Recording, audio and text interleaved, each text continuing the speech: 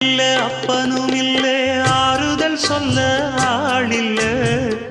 ஆசைப்பட்ட வாழ்வும் ஒண்ணு அவளுக்கு இங்கே சேரல